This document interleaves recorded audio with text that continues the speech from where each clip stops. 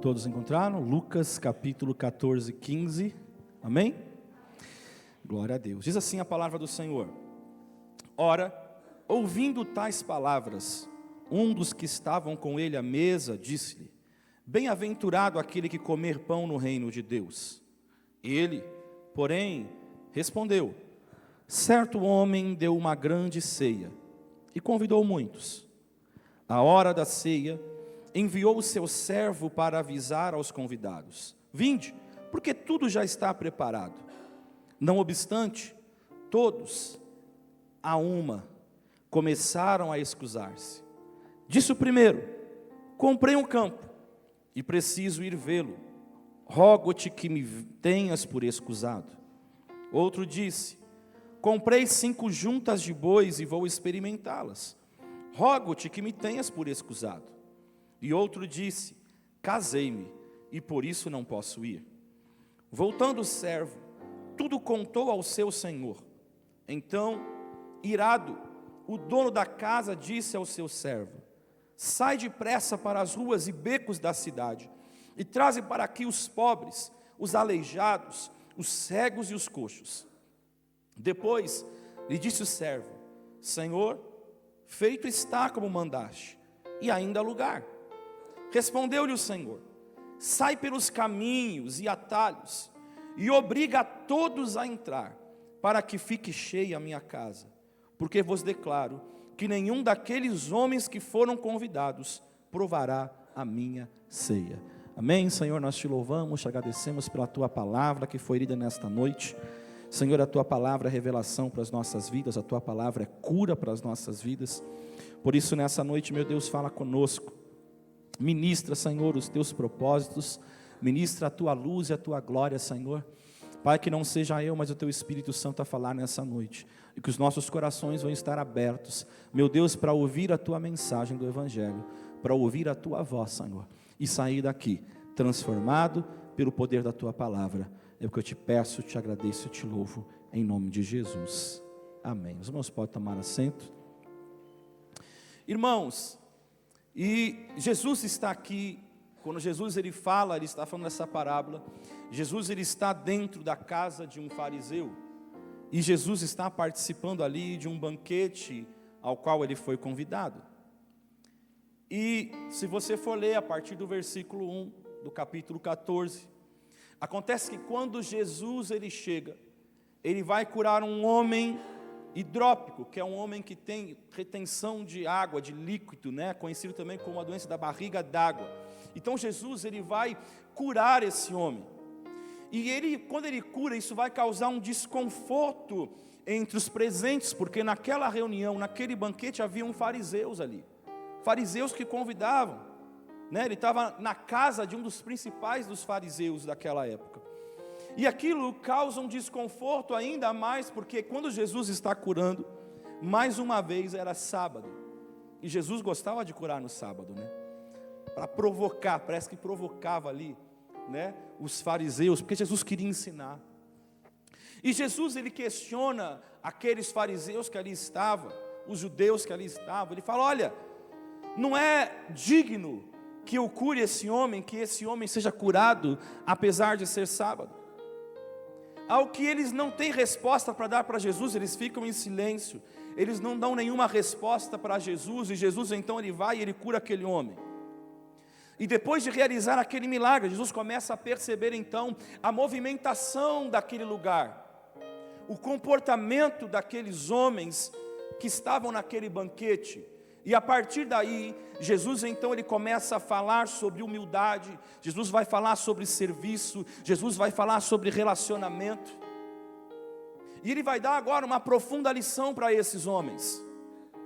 E no final daquela conversa, depois que Jesus cita diversas coisas, ele fala até sobre receber, porque ali naquela festa, os fariseus, o dono daquela casa, ele está convidando gente alta, ele está convidando gente de posição, e aquelas pessoas vão se acomodando nos melhores lugares, e Jesus está observando aquilo, e Jesus ele começa a ensinar, Jesus vai começar a falar sobre os primeiros lugares, e Jesus vai ensinar, ele vai falar ainda no versículo 13, ele vai dar um ensinamento muito grande, para aquele fariseu, porque normalmente, nós inclusive, quando a gente convida alguém para alguma coisa, é normal do ser humano você esperar uma retribuição. Então, se eu chamo alguém para vir à minha casa, eu espero que daí a um tempo alguém me convide para ir na sua casa. A gente, por muitas vezes, nós agimos assim, né? Você convida alguém e você espera um retorno. Você não faz simplesmente porque você quer fazer, você faz porque você quer alguma coisa em troca. E Jesus vai ensinar agora a esse fariseu, ele vai falar algo muito interessante. Ele fala assim: antes, ao dares um banquete, convida os pobres, os aleijados, os coxos e os cegos, e serás bem-aventurado, pelo fato de não terem eles com que recompensar-te. Então, ou seja, Jesus está falando, convida esses, porque esses não vão recompensar você pelo que você fez. Porque é o que eu falei, a gente, muitas vezes, tudo que a gente faz, a gente espera uma recompensa. Nós somos ensinados, e a gente ensina, muitas vezes, a recompensa. Por vezes, a gente pega os nossos filhos, o que a gente faz com eles? Se você fizer isso, então eu vou te dar uma mesada, não é isso? Então a gente recompensa com base em alguma coisa, quando não deveria ser. Mas nós agimos assim por muitas vezes. Então o que o fariseu estava fazendo ali, ele estava fazendo aquele jogo de tipo de poder. Então eu estou convidando só a elite, só aqueles que são mais próximos, são chegados, porque eles vão poder lá na frente, eles vão poder retribuir ao que eu fiz. Mas Jesus fala para ele: bem-aventurado pelo fato de não terem eles com quem recompensar-te, a tua recompensa, porém, tu a receberás na ressurreição dos justos. Jesus está falando aqui de galardão, irmãos, o galardão dos céus, e esse ninguém toma, esse ninguém rouba. Mas muitas vezes nós somos tentados, e nós queremos o galardão desta terra, nós queremos receber a retribuição, nós queremos receber o reconhecimento de alguém. Então aquilo que a gente faz, a gente espera que alguém fale assim: olha como você fez, como é bonito, como é maravilhoso. Mas, meu amado, quando não fizerem isso, você precisa glorificar o nome do Senhor e falar: Senhor, eu sei para quem eu fiz para o meu Senhor, e eu sei que naquele grande dia o Senhor viu, contemplou, e o Senhor vai me abençoar, eu vou receber o meu galardão. Então, no final daquela conversa, depois que Jesus fala tudo isso, no final daquela conversa, um dos ouvintes, ele vai fazer uma declaração muito interessante, que foi o que nós lemos no versículo 15, onde nós iniciamos. Ele vai dizer: ora, ouvindo tais palavras, um dos que estavam com ele à mesa disse: bem-aventurado aquele que comer pão no reino de Deus. E comer pão, irmãos, dentro da cultura judaica, não é apenas comer o pão da padaria, que você come o pão da padaria, a gente nem se importa, a gente não valoriza por muitas vezes. Mas é realmente você fazer uma refeição. Comer pão naquela época é algo muito maior. E este homem, ao declarar isso, ele está querendo dizer uma coisa muito clara a todos que estavam ali presentes. Se fôssemos colocar para a linguagem atual, nossa aqui, era mais ou menos como se ele dissesse assim: graças a Deus, Israel comerá o banquete com Deus. Israel comerá o banquete junto com Deus. E isso é uma afirmação que todo judeu tinha. Isso é uma afirmação que todo judeu tinha dentro dele. Israel seria recolhida aos céus na vinda do Messias, no dia que Deus fizesse o banquete final. Israel subiria. E eles se achavam muito dignos disso. Tanto que os fariseus tinham muitas leis. Eles se achavam dignos de tudo aquilo que eles faziam. E realmente é digno que nós vamos ser o povo separado do Senhor, e nós vamos subir aos céus. E quando Jesus, irmãos, ele começa a apresentar essa parábola que nós vamos tratá-la nesta noite, o caminho que Jesus escolhe é interessante, porque agora ele vai começar a desmontar essa convicção tão grande dos judeus, e começa a dizer, ele vai começar a dizer através dessa parábola: olha meu amigo, não é bem assim, não é bem assim, acho que você não está entendendo a história, não é bem essa, e eu vou fazê-los entender melhor. Jesus agora, ele vai falar da parábola da grande ceia, e como eu disse, na cultura judaica, essa questão do banquete era algo muito forte, era algo impactante para eles, porque o banquete, irmãos, era uma festa valorizada pelas pessoas. É algo importante para as pessoas, porque vamos parar para pensar. Jesus está vindo da Galileia, Ele estabelece o seu chamado, Ele estabelece ali os sinais, nas regiões costeiras, na religião da Galileia, de pessoas que eram pobres, e Ele vai indo em direção a Jerusalém. Então Jesus vai começar a entrar em aldeias também, e ali, irmãos, são pessoas que trabalhavam de uma forma muito dura, para poder obter o sustento para eles, pessoas que talvez, podemos dizer que moravam no campo. Jesus está passando ali por aldeias, por cidades pequenas. Jesus não está em Jerusalém, Ele está em direção a Jerusalém. Jesus está andando por Israel, Ele está em trânsito dentro de Israel. Então, irmãos, com certeza, como eu disse, Ele está passando em aldeias, Ele está passando por lugares pequenos, onde tem muita gente humilde daquela época, vivia ali. Imagina essas pessoas, irmãos, trabalhadoras, o sustento delas vinha da terra, a duras custas, não era fácil, não tinha tecnologia como nós temos hoje, tratores para ajudar, para fazer isso, para fazer aquilo. Naquela época, era aquela plantação rústica, rude, densa, e envolvia o que? O trabalho de enxada, de foice, um trabalho difícil, um trabalho doído, um trabalho duro, que eles acordavam cedo, muito cedo, e trabalhavam o dia inteiro sobre um calor escaldante. Então o sustento deles vinha a duras custas, é um trabalho muito difícil. Essas pessoas não tinham muito com que se divertir e celebrar. Então, irmãos, quando era anunciado um banquete, quando você é convidado, sabe, você sempre passa nas cidades pequenas, naquelas cidades pequenas, tem aquelas casas grandes, e tem um monte de pessoa, talvez numa condição menor, e aí de repente esse dono dessa casa grande tem piscina, tem tudo. Imagine ele fazer um convite ali pela cidade, e as pessoas, a criança, então, opa, que legal, vamos ter piscina, e nós vamos comer bastante, e vai ser legal, e vai ser um dia diferente. Então, irmãos, pensa que quando era anunciado um banquete, era aquela coisa, uau, que legal. A gente espera tanto por um momento como esse, a gente vai se divertir um pouco, a gente vai se reunir. Então todo mundo ficava muito feliz, todo mundo ficava muito alegre, muito contente. Era uma coisa muito especial. Eu lembro quando eu era pequeno, tinha todo aquele desejo, eu começava o ano pensando no Natal. Porque você fala assim, mas para a criança é só o presente? Não, porque vai comer peru, porque vai comer o frango, vai comer, sei lá, vai comer pra caramba. Então criança, eu passava o Natal, eu estava pensando no próximo Natal. Aquele desejo, aquele banquete, aquela comunhão diferente. Então pensa que para aquelas pessoas de situação difícil, era o momento que elas mais esperavam. Elas iam ver, porque na mesa da pessoa mais pobrezinha ainda tinha alguma coisa diferente. E era o dia que era esperado. Então pensa quando alguém recebe a notícia de um banquete. Irmãos, qual que era o protocolo então do convite do anfitrião, ou seja, aquele que está preparando a festa? Qual que era o protocolo para os convidados participarem? O anfitrião, ele ia um a um, ele convidava as pessoas, e ele chegava e ele perguntava, você estará presente no meu banquete? Eu estou te convidando, eu vou fazer uma grande festa, eu quero que você esteja lá, você estará presente no meu banquete? E aquela pessoa vai dizer sim ou não, eu vou estar participando, ou eu não vou estar participando, eu não posso.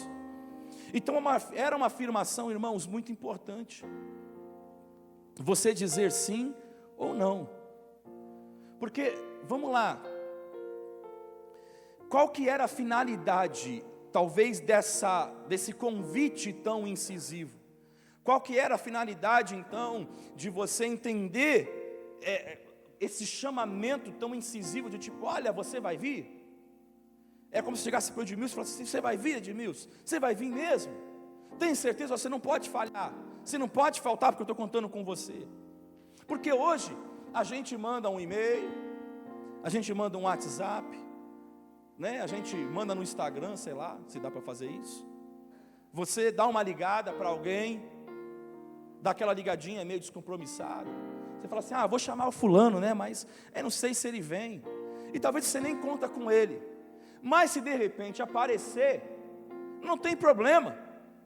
Você vai, compra uma pizza. Você vai, corre no mercado rapidinho, vai no açougue, faz alguma coisa, compra rapidinho e resolve o problema.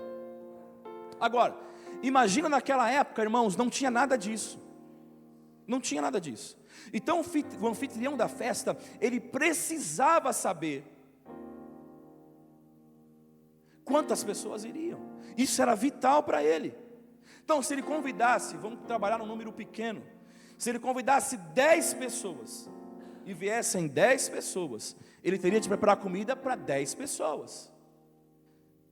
Então pensa, a gente sabe que é um número maior, então ele vai matar um boi lá, sei lá o que ele vai fazer, vai preparar um churrasco. Então pensa, não tem geladeira, é tudo diferente, não tem açougue, eu vou ali no açougue comprar 2 quilos de carne. Não, então ele é uma pessoa de posses. Então ele vai matar um boi, ou 2 bois, ou 3 bois, que as festas duravam. Então assim, ele precisa saber a quantidade, ele precisa se preparar para isso. Então, se ele convidasse, por exemplo, 5 e viessem 10, ele teria um problema, porque faltaria comida. Agora, se ele convidasse 10 e viessem 5, ele teria um problema também. Porque, irmãos, aquilo iria demonstrar para as pessoas que ele era alguém que não tinha controle das coisas. Ele era alguém avarento, ele era alguém que gastava tudo, que não tinha controle de nada. Então ele ia demonstrar para as pessoas alguém descompromissado, numa época que comida não era fácil de conseguir. Então, não é quando a gente fala assim, se sobrar põe na geladeira, a gente vai comendo durante a semana, a gente não faz isso. Então não funcionava assim, estragar tudo. Então se viessem, menos pessoas, ele teria um outro problema, e ele seria mal falado na cidade. As pessoas olhariam para ele, aquilo que era para alegrar todo mundo, no final se tornaria um motivo de vergonha para ele. Então, por isso era importante. Por isso a necessidade de saber quantos convidados haveria ali naquela festa, isso era muito importante. E ele só tinha essa informação, irmãos, das pessoas ao convidá-las. Então eu só consigo saber na íntegra quantas pessoas vão, se eu convidar. Então ele vai um a um e vai convidando. Depois, todo mundo confirmou, ele vai começar a preparar. Vai mandar os servos, olha, mata tantos bois, faz isso, prepara aquilo, faz aquilo outro, vai no mercado, vai não sei aonde, compra isso, compra aquilo. Aí depois que está tudo preparado, agora não vai ele, mas ele vai mandar o servo. E tem uma lista, tem os nomes de todos ali. E o servo do seu senhor, ele vai na casa dos convidados agora, ele vai de convidado em convidado. Ele sai com aquela lista e ele vai visitar um a um para confirmar a presença mais uma vez. Era uma maneira até de pressionar a pessoa, de falar, olha, você tem que ir, está tudo pronto, agora não tem mais justificativa, está tudo preparado, eu estou contando com você lá. E a parábola, irmãos, vai contar exatamente esse processo. Um senhor prepara uma festa, faz o convite, e o primeiro convite é aceito. Ele prepara tudo, deixou tudo prontinho, comida, está tudo certo, está tudo organizado para o momento da festa, tudo pronto. E aí ele vai mandar agora o servo dele para ir lá confirmar. O que acontece agora, que Jesus está contando, é que aqueles que aceitaram o primeiro convite e fizeram com que tudo fosse preparado, quando chega o segundo convite, o final, a confirmação, eles começam a rejeitar participar daquela festa. Eles começam a rejeitar a presença na festa. E para negar o convite, Jesus diz que eles vão usar desculpas muito interessantes. E 3 homens são citados como exemplo. Vamos ver, um a um, versículo 18. Vai dizer assim, disse o primeiro, comprei um campo e preciso ir vê-lo. Rogo-te que me tenhas por escusado. Então olha, primeiro diz assim, olha, eu comprei um campo. Agora olha só, irmãos, que conversinha furada. 1 hora, talvez ali já no final do dia, que o servo chegou, olha, está pronto, estamos te esperando à noite. Está tudo certo, está tudo esquematizado, olha, você vai chegar aqui, você estaciona aqui, deixa as coisas aqui. Os banquetes, os grandes banquetes começavam à noite, e aí o homem chega e dá uma desculpa dessa, irmãos. Vamos lá, vamos pensar hoje. Ninguém vai comprar um terreno sem antes avaliar um terreno, sim ou não? Você não vai comprar um terreno sem antes você olhar o terreno. Imagina, vamos pegar então para ficar mais fácil para vocês entenderem. Imagina você olhar uma casa na internet, quero comprar uma casa. Aí você olha as fotos, você olha a fachada. Eu duvido, irmãos, que alguém vai chegar, vai ligar para o corretor, me passa o número do Pix aí, que eu vou fazer o Pix agora. E essa casa é minha, estou comprando agora. Aguarda aí que eu estou mandando o Pix, ela já é minha. Ninguém faz isso, irmãos.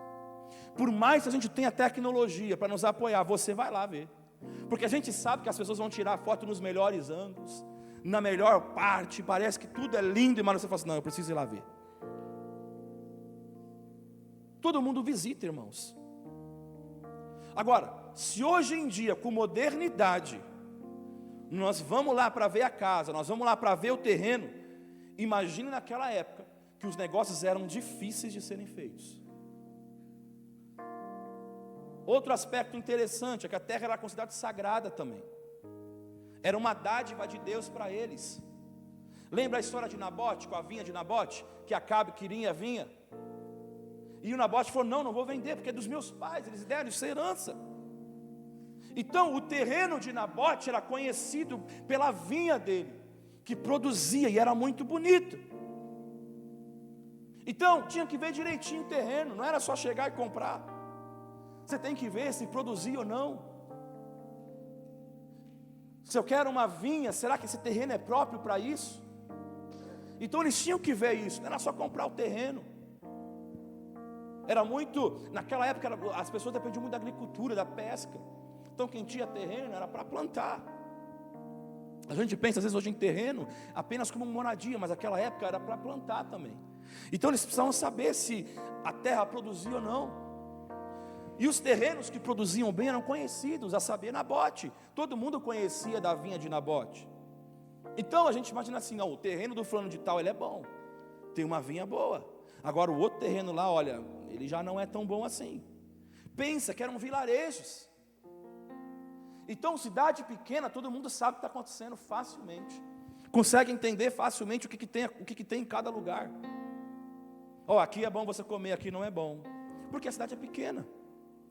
Você conhece. Então não era assim, irmãos. Todo mundo se conhecia, sabia muito bem qual área produzia ou não. Portanto, conversa fiada. Como que, peraí, eu comprei um campo e vou ver o campo, eu vou testar. Você já comprou sem ver? Conversa fiada. Versículo 19, outro disse, comprei 5 juntas de bois e vou experimentá-las. Rogo-te que me tenhas por escusado. O segundo deles diz que comprou uma junta de bois e precisava conhecê-la e testá-la. Então quando fala juntas, 5 juntas de bois, nós estamos falando de 10 bois. Por quê? Cada junta representava 2 bois, porque ele colocava lá no jugo, porque ele iria arar o terreno, então você comprava cada junta. Então o objetivo do boi era o quê? Para ajudar na agricultura, no terreno, para levar, puxar a carroça. Então olha mais outra conversa furada. Imagina que alguém iria comprar 5 juntas de bois, sem conhecer o animal. Você vai comprar, você vai falar assim, tenho 5 juntas de bois aqui, para poder você usar no teu terreno aí, para você arar a terra, para você puxar a carroça. Você compraria? Não. Já ouviu falar do test drive? Naquela época também tinha test drive, irmãos. Você vai ver, você vai olhar o animal, você vai avaliar se o animal tem condição. Você bota o bicho lá para puxar uma carroça, você vai ver se ele está bem de saúde, se ele é saudável, se ele não é saudável. Senão você compra gato por lebre. Você vai analisar. Quem compra carro olho de olho? Quem vai comprar um carro hoje de olhos fechados? Ninguém. A não ser um zero, que você fala assim, é zero, já está sendo com garantia. Mas você vai pegar um carro usado, você vai ver. Você vai ver a procedência, vai ver se tem revisão, se não tem revisão. Você vai talvez levar um mecânico para ele dar uma olhadinha antes. Alguém que você confia, fala assim, olha aí para mim se está tudo certo. Você não vai só comprando e acabou de olhos fechados. Então, olha que outra desculpa ridícula, irmãos. Já era tarde da noite, ninguém iria sair para testar animal. Eu vou testar animal agora? Não, irmãos. Não tem como, era mais uma desculpa. Aí o versículo 20. O outro disse, casei-me e por isso não posso ir. Olha a outra desculpa, o que uma coisa tem a ver com a outra agora na festa? Principalmente porque era uma mentira mesmo. E ele vai se utilizar de duas coisas que a gente pode ver aqui. A primeira é, comunidade pequena. Não tem como ter duas festas simultaneamente. Não tem. Porque quando você vai fazer um banquete, uma festa, você quer todo mundo perto. Então não tem como você dividir. Não dá. Então, nós estamos falando de vilarejos, irmãos. Aí o fulano casou. Todo mundo está sabendo que o fulano casou, vai ter festa. Todo mundo está sabendo.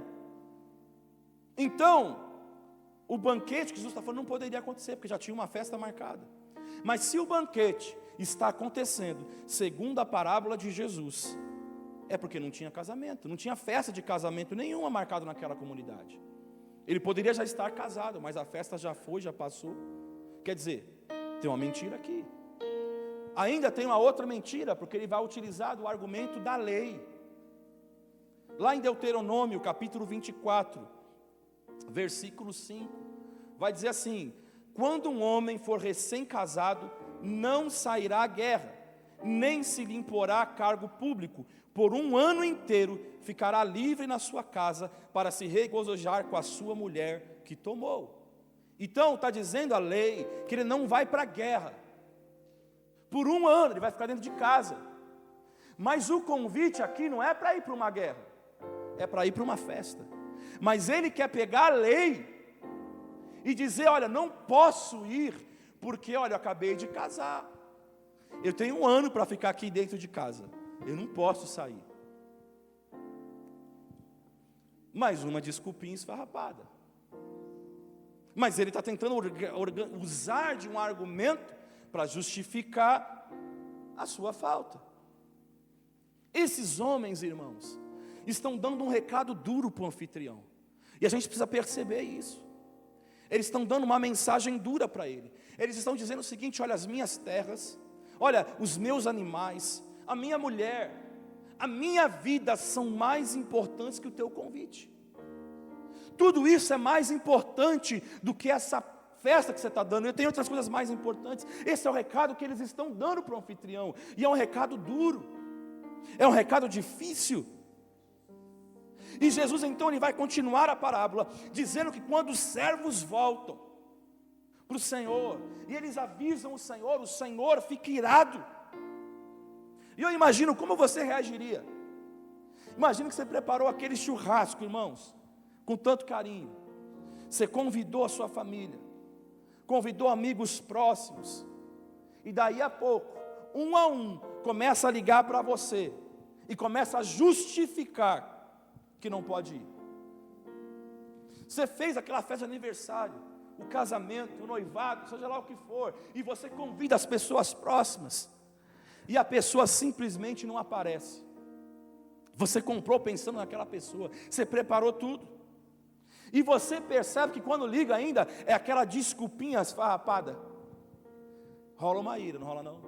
Você fala assim, poxa, depois que eu preparei tudo, você vai falar para eu comprei tudo já, comprei as esfirras. Tem 1000 esfirras em casa lá, o que eu vou fazer com isso agora? Chamei uma galera, ninguém está vindo. Rola uma ira, irmãos. E aquele anfitrião agora ele vai ter uma reação muito interessante. Olha lá o versículo 21. Voltando o servo, tudo contou para o seu senhor. Então irado, o dono da casa disse ao seu servo: sai depressa para as ruas e becos da cidade, e traze para aqui os pobres, os aleijados, os cegos, os coxos. Apesar de irado, ele não cancela a festa e joga aquela comida fora. Ele envia os servos dele para uma missão. Então ele não pega assim, sabe, tem aqueles que já vão ficar irados e falar assim: vou jogar tudo agora, e joga na parede, e joga no teto, e joga no servo, e fala assim: agora eu vou queimar tudo. Mas esse Senhor não faz isso. Ele manda chamar aqueles que jamais poderiam retribuir aquele presente. Ele manda chamar aqueles que jamais poderiam retribuir aquela graça, aquele favor, aquela dádiva. E o servo vai, ele sai, como o seu Senhor manda, ele faz isso. E como o servo obediente que é, ele vai e ele volta. E quando ele volta, ele saiu com uma lista. Olha, vamos trabalhar hipoteticamente aqui, são mil convidados. E ele saiu chamando todo mundo, achando o povo que ele falou tal, e eu vou ticando na lista, porque eu preciso aqui completar, porque tem comida certa para as pessoas, não pode faltar, tem que dar certinho. Aí ele volta, e ele diz para o seu Senhor assim: olha, eu fiz conforme o Senhor me ordenou, todavia ainda há lugar. Aí olha o que ele vai dizer no versículo 22 e 23. Depois lhe disse o servo: Senhor, feito está como mandaste, ainda há lugar. Respondeu-lhe o Senhor: sai pelos caminhos e atalhos, e obriga a todos a entrar, para que fique cheia a minha casa. Então, além de ele convidar aqueles que perante a lei de Moisés, diante dos fariseus, eram pessoas que não tinham valor. Para os fariseus eles não tinham importância nenhuma, mas nosso Pai Celestial, Ele olha para a gente. Diante da lei eles não tinham importância, coxos, enfermos, inválidos, pessoas que não estavam naquele banquete que Jesus fora convidado pelos fariseus. Porque primeiro Ele convida os bons, Ele convida os sãos, aqueles que são curados, aqueles que são muito cheios de Deus, cheios da presença, chama aqueles que têm posição, que são importantes, mas eles recusam, eles não quiseram. Então ele convida aqueles que para aquela sociedade daquela época, ninguém olhava para eles com o valor que eles tinham, que talvez não tinham condições nem de entrar no templo, e eles desejavam entrar no templo para adorar a Deus, mas eles não podiam entrar por causa da lei que os seguravam, e os fariseus estavam muito ali.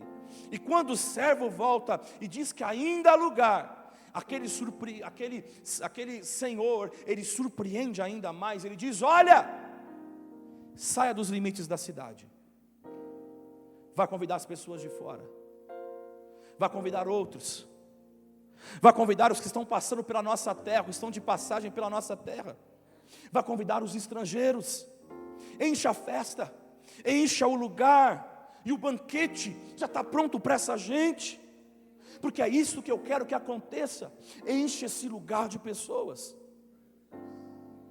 E eu quero que a gente entenda melhor essa palavra. Agora vamos nos aprofundar mais nessa parábola. O que significa o banquete? Que banquete é esse que Jesus ele apresenta? Esse é o banquete do Messias. Esse é o banquete do nosso Deus, da ceia que Ele tem para nós, que Ele falou: eu estou batendo, eu vou entrar, eu vou cear com vocês.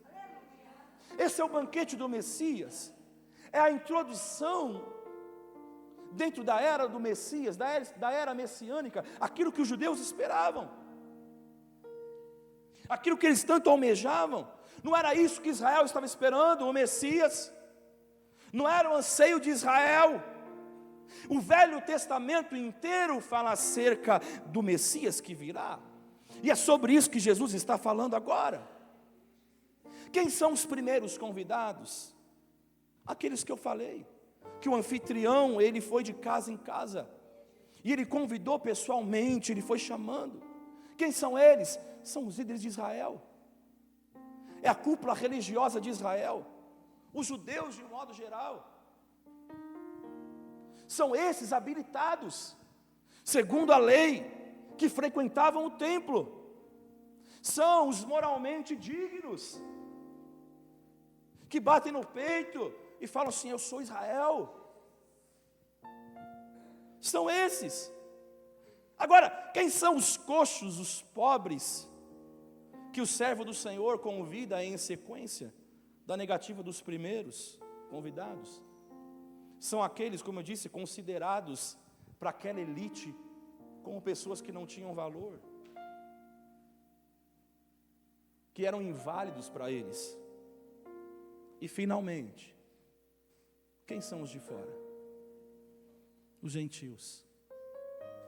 Esses somos nós, aqueles que estão passando. E algumas coisas são apresentadas e ficam claras agora, nesse texto, nessa parábola que aprendemos. Eu quero deixar 2 pontos. Essa é só a introdução. Misericórdia. A presbítera falou a mesma coisa, tá, irmãos? Falou assim, nossa, agora que vai entrar. Eu falei assim, agora que vai entrar, é só a introdução.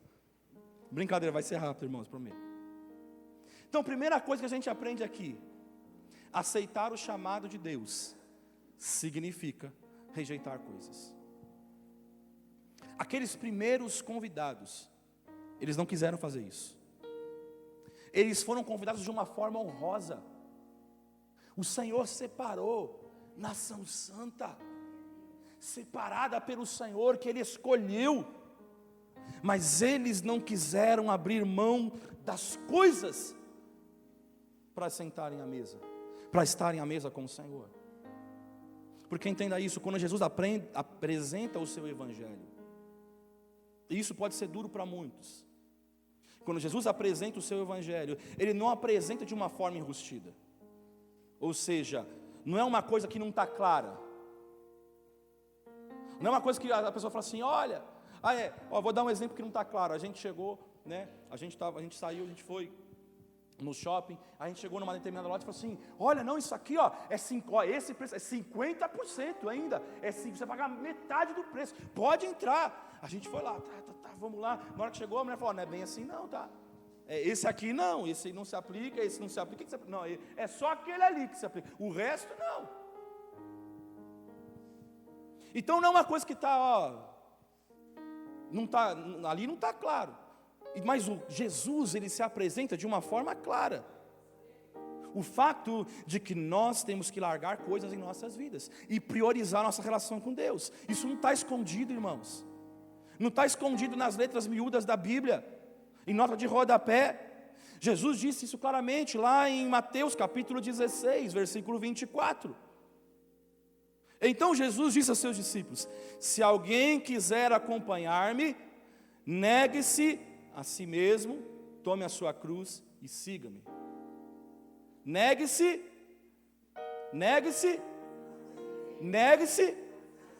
Então isso é para você. Negue-se a si mesmo, é esse o Evangelho de Jesus. E siga-me, tome a tua cruz e siga-me. Jesus dá uma ênfase aqui, você precisa abrir mão de coisas. É preciso escolher e priorizar o reino de Deus. Para que eu participe do banquete preparado pelo Senhor, que é o banquete da graça de Deus, eu preciso abrir mão de coisas. Então essa é a primeira lição que precisamos aprender hoje. A prioridade ao reino de Deus. Eu quero que você avalie muito bem nessa noite. Analisa a sua vida e pensa, o que eu preciso abrir mão para participar do banquete? O que tem me tirado de sentar à mesa e participar do banquete do Senhor? A decisão é nossa. A gente aceita o convite, ou a gente não aceita o convite. Então, a primeira coisa que você precisa entender é que Jesus está ensinando aqui para a gente. Aceitar o chamado de Deus significa rejeitar coisas. Porque hoje a gente quer um evangelho diferente, eu vou falar sobre isso. Está sendo pregado um evangelho diferente disso. E isso é mentira. Segundo ponto, além de aceitar, eu preciso entrar na festa e participar do banquete. Parece óbvio, mas às vezes a gente não faz isso. Nós temos um convite, sim ou não? Temos o convite. Mas não participamos dessa festa se não entrarmos nela. Então você pode receber o convite. Pelo teu WhatsApp, alguém te deu o papel, te deu o convite. Você tem o convite. Mas agora você decide se você vai entrar ou você não vai entrar. E eu pergunto para vocês uma pergunta bem difícil. O que o anfitrião queria? A presença de cada um. Era o que ele queria. Ele fez um convite. A única coisa que eu estou te pedindo, esteja aqui. Venha, atenda ao meu chamado. Sentar à mesa fala de relacionamento. Não há convite para relacionamento à distância quando se trata do reino de Deus. Mas a gente quer ter um relacionamento à distância no reino de Deus. Eu amo, irmãos, a tecnologia. Que legal, ela acrescenta. E você pode ouvir uma mensagem pelo YouTube, pelo Instagram, pelo Facebook, a qualquer momento. Mas o problema é que hoje a gente está falando assim: eu vou me relacionar com Deus pela internet. Eu não vou para a igreja, porque eu não preciso, porque Deus está em todos os lugares. Mas você esquece que mesa fala de relacionamento. Eu te pergunto, que relacionamento que você tem dentro da tua casa o tempo todo? Jesus, quando Ele sobe aos céus, Ele vai falar para os seus discípulos: fiquem em Jerusalém, permaneçam juntos. Jesus não falou assim, vai cada um para a sua casa. Pedro vai para a sua casa, espera lá. João vai para a sua casa, cada um para a sua casa, espera lá, que o Espírito Santo vai chegar. E quando Ele chegar, não, Jesus falou assim: fiquem todos juntos, unânimes em oração, e virá sobre vocês o Espírito Santo. Sobre vocês o Espírito Santo. Não é sobre você, sobre vocês.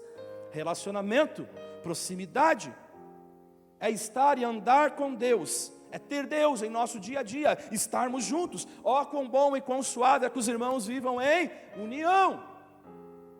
Então é muito bom você ter uma opção para você receber uma palavra na tua casa, ser ministrado, mas isso não tira a sua obrigação, o seu dever de estar na casa do Senhor, porque muitas vezes é difícil você abrir mão para estar na casa do Senhor, abrir mão do conforto, do ar-condicionado, abrir mão da sua cama chamativa, dos entretenimentos que a TV nos dá, ou as viagens, ou tantas coisas. Pastor, você está pregando porque não pode fazer isso. Não estou falando que não pode fazer isso, mas isso não pode ser sua primazia. Agora, se isso é sua primazia, então você está recusando entrar na festa do Senhor, porque você não está entendendo o propósito de Deus. Nós podemos também terceirizar essa coisa. Eu recebi o convite, mas meu filho que vai. Sabe o que eu vou fazer? Eu fui convidado, Deus está me chamando, mas eu vou mandar a minha esposa no meu lugar. Ela vai lá no meu lugar, ela busca. Meu filho vai lá. Meu filho vai estar lá no caminho, eu fico por aqui. Eu fico aqui de casa mesmo. E a gente vai terceirizando o convite. Sabe quando você tem uma reunião? E às vezes a gente tem uma reunião no trabalho, em qualquer lugar, e você fala assim: eu vou mandar o meu representante. Eu não posso ir porque eu tenho outra coisa mais importante para fazer. Eu vou mandar o meu representante lá. Eu vou mandar alguém no meu lugar. Eu vou mandar alguém fazer isso para mim. Quantas vezes a gente faz isso? Entenda que o convite de Jesus não é um convite para você fazer do jeito que você quer. Não é um convite para eu fazer do jeito que eu quero. O convite é: venha. Esse é o convite. Larga o que você tem que largar e senta na mesa de relacionamento. Larga o que você tem que guardar e participe da mesa do Senhor. Não é um convite para você dizer tipo assim: olha, às vezes acontece muito isso, irmãos. Olha, eu vou, mas eu só posso ficar um pouquinho. É só um pouquinho, até um certo horário. O que você está dizendo para Deus? Eu quero um evangelho. Eu quero o evangelho. Eu quero essas boas novas. Mas eu quero um evangelho que eu possa administrar o evangelho. Eu quero um evangelho que eu possa determinar como que ele vai ser. Muita gente hoje está se enganando e sendo enganadas em muitos lugares, porque são pessoas que querem se sentar à mesa da graça, mas elas querem ditar as regras do evangelho para si. Eu quero um evangelho que me faça próspero. Eu quero um evangelho que não me exija abrir mão de coisas. Eu quero um evangelho que não me exija santidade. Eu quero um evangelho que eu aceito a Jesus e eu continuo com as mesmas práticas diárias, nada muda. A única diferença agora, eu tenho Jesus como meu Senhor e está tudo certo. Eu continuo indo para a balada, eu continuo fazendo tudo que é errado, eu continuo nas festanças, eu continuo bebendo, fumando, cheirando, fazendo tudo que é errado. Porque esse é o Evangelho, eu tenho o Senhor. E a gente vai saindo, né? Porque parece que a gente vai transformando, a gente vai 8 ou 80.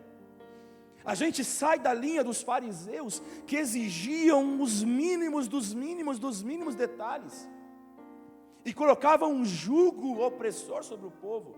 E nós saímos desse jugo opressor e vamos para uma liberalidade total, de que você pode fazer tudo o que você quiser, você pode viver uma vida desregrada, você pode fazer, o que você bem entender e está tudo certo.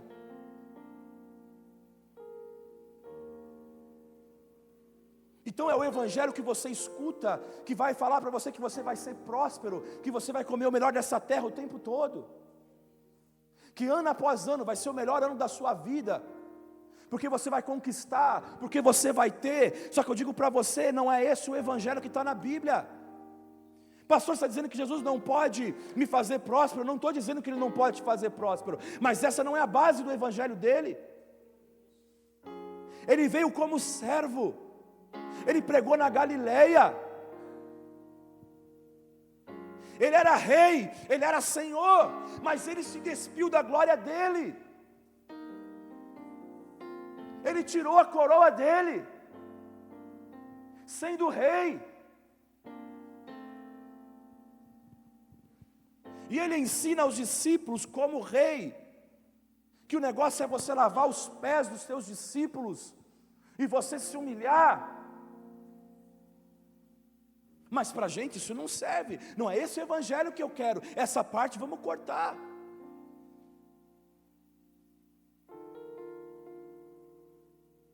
Porque não é esse Evangelho de humilhação que eu quero. Quando você olha, a Bíblia fala dos 24 anciãos, que quando eles estão diante do rei, diante do Senhor, todos eles têm coroas na cabeça, mas quando Jesus chega, eles ficam de joelhos e tiram as suas coroas, porque eles reconhecem quem Ele é, que aquilo não é importante, que aquilo passa.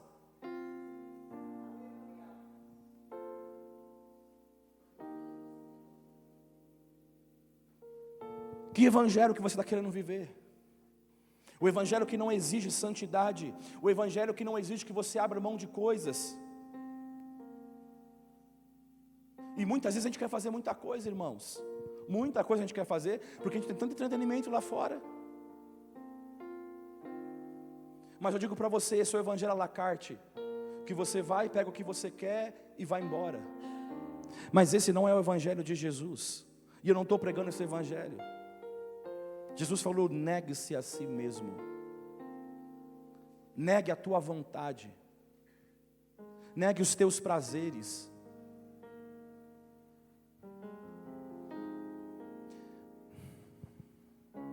A atitude daquele senhor de ir atrás de outras pessoas, depois da negativa dos primeiros convidados, nos permite entender dois movimentos incríveis feitos por Deus para com o homem, ao longo da história. Para entender melhor, eu quero que você abra a tua Bíblia em Lucas, eu já estou terminando, Lucas capítulo 4, versículo 26. Lucas capítulo 4, vamos pegar do 25. Diz assim, Lucas 4, 25: na verdade vos digo, que muitas viúvas havia em Israel no tempo de Elias, quando o céu se fechou por 3 anos e 6 meses, reinando grande fome em toda a terra. E a nenhuma delas foi Elias enviado, senão a uma viúva de Sarepta de Sidom. Olha que interessante, lá em Israel haviam muitas viúvas, mas Elias não é enviado a nenhuma dessas viúvas do seu próprio território. Mas ele é enviado a uma viúva de Sarepta, a um povo pagão, de Sidom. E aí vai continuar dizendo: havia também muitos leprosos em Israel nos dias do profeta Eliseu, e nenhum deles foi purificado, senão Naamã, o sírio. E eu acho muito interessante esses versículos, porque nós temos esses dois movimentos. O primeiro movimento, a gente poderia considerar a partir do versículo 27, porque a Bíblia vai dizer que Naamã, ele sai de uma cidade, longe de Israel, ele sai da Síria, longe de Israel, e ele vai aonde? Ele vai a Israel, ele vai em direção a Israel, indo a Israel para ser curado, para ter uma experiência com Deus de Israel. Israel foi convidado em primeiro lugar. Jesus disse isso para a mulher Ciro-fenícia. Ele deixa claro que a vinda dele como Messias foi para Israel. O primeiro movimento de Deus para a humanidade foi para olharmos para Israel. Venham de fora para Israel. Não foi o que Naamã fez? Venham de fora para Israel. Esse era o desejo de Deus. Lembra do primeiro movimento da parábola? Eles são convidados para ir ao banquete, mas eles não vão. O que Deus está falando é que Israel deveria brilhar para os outros povos, Israel deveria brilhar para as outras nações, para ser o referencial de Deus, mas os judeus da parábola não aceitaram. Os mestres da lei, os fariseus não aceitam. Agora, o segundo movimento, Elias é enviado, ou seja, ele sai de dentro para fora. Naamã vem de fora para dentro, mas Elias sai de dentro para fora. O que eu vejo aqui? A força está mudando de direção. O Evangelho e a graça de Deus agora vai chegar a povos, línguas, nações. Esse Evangelho vai ser pregado, vai ser anunciado a todos, e todos eles terão direito a participar desse banquete se aceitarem esse chamado. Essa é a ideia. Ele apresenta essa mudança. Aqui está acabando o monopólio espiritual de Israel, e ele se espalha para nós. Sabe o que chama-se isso? Manifestação da graça de Deus. E então a graça recai sobre nós. Então recai sobre nós essa graça do Senhor. E é incrível, irmãos, a maneira como somos convidados a esse banquete. O Senhor dá uma ordem ao seu servo no versículo 23. Saia pelas ruas, obrigue-os. Está falando de quem? Da gente. E aqui está usando uma palavra forte, sim ou não? Obrigue-os. Mas essa obrigação não é assim, irmãos. Porque senão parece tipo assim, não, mas só você catar toda aquela galera que chamou primeiro, vocês vão na marra. Ou vocês vão, ou vocês vão. Mas esse obrigue-os não é assim, que esse obrigar, de obrigação tão dura. Porque imagine alguém te convidando de última hora. Você também poderia negar. Eu tenho planos, eu tenho outras coisas planejadas. Mas ali, o que ele está falando é um constrangimento cultural. Principalmente quando o convite era feito por alguém de uma condição superior. Imagine que você está caminhando pelas ruas de Guanazes e de repente vem o prefeito de São Paulo e convida você, vai lá, a gente vai fazer uma festa, vai ter um jantar, vai lá, eu queria muito que você fosse. E ele te insiste, ele te liga e não sei o quê. Aí você fala, poxa, mas eu tinha um planejamento, mas ele te chama e é uma autoridade. Você fala assim, poxa, eu não posso negar esse convite. Você fica constrangido, de tanto que a pessoa está insistindo, ela está falando, e fala assim, olha, eu preparei para você, é importante você estar lá, vai lá, vai lá. Veja como isso era forte naquela época, e eu provo para você. Lembra de Jesus no caminho de Emaús? Os discípulos estão voltando de Jerusalém, eles começam a falar de Jesus, que Jesus era o profeta e tal, não sei o que, eles achavam que era o Messias e blá blá blá, e Jesus começa a caminhar com eles, eles não percebem, Jesus começa a explicar deles o Velho Testamento até o Novo, e vai falando, e vai ensinando, e vai dando direção. Olha, mas não convinha que o Cristo padecesse, e acontecesse isso, até que chega num determinado momento que vai anoitecendo, Jesus dá a entender que ele vai, mas ele não vai, ele fica, não fica, e aí os discípulos, aquelas pessoas chegam para ele, olha, fica aqui com a gente, já é tarde. E a Bíblia vai dizer que eles constrangem, Jesus fica aqui com a gente, come com a gente. Gentilmente eles estão ali constrangendo Jesus a ficar. Jesus foi constrangido e convidado a entrar em uma casa. O que a gente pode entender aqui então, irmãos? O anfitrião determina para o servo o seguinte: constranja esse povo gentilmente a sentar na minha mesa. Convença esse povo, tudo que eu preparei está pronto para ele. É preciso gentilmente arrastar o convidado para dentro da casa. Convença esse povo. Convença eles. Tudo que eu preparei está ali, está pronto. Que graça incrível é esta, irmãos? Porque sabemos que o Senhor que está nos convidando para um banquete é Deus. Jesus está convidando a mim, Jesus está convidando a você para um banquete, o banquete da graça dele. E os últimos convidados somos nós, e tudo já está preparado. Ele dá uma ordem para os seus servos: convença esse povo a sentar na minha mesa. Convença eles gentilmente, abra os olhos deles, faça enxergar, faça que eles venham, insistam para que eles venham.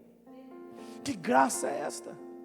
Que compaixão é esta de um Deus que insiste conosco, que insiste comigo e com você, que fala: vem para a minha mesa, senta comigo, conheça a minha graça, conheça o meu amor.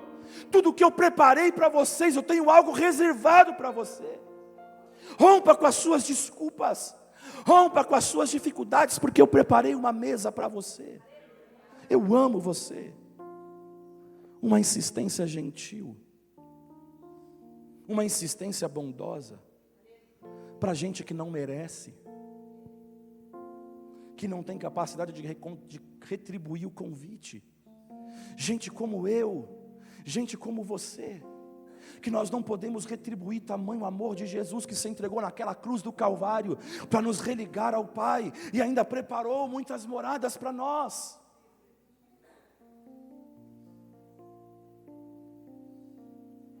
Gente como eu e que você, que não podemos retribuir, ainda que nós façamos todas as coisas desta terra, coisas boas, jamais conseguiremos retribuir o dom de Deus que é a vida por nós. A gente não tem como pagar.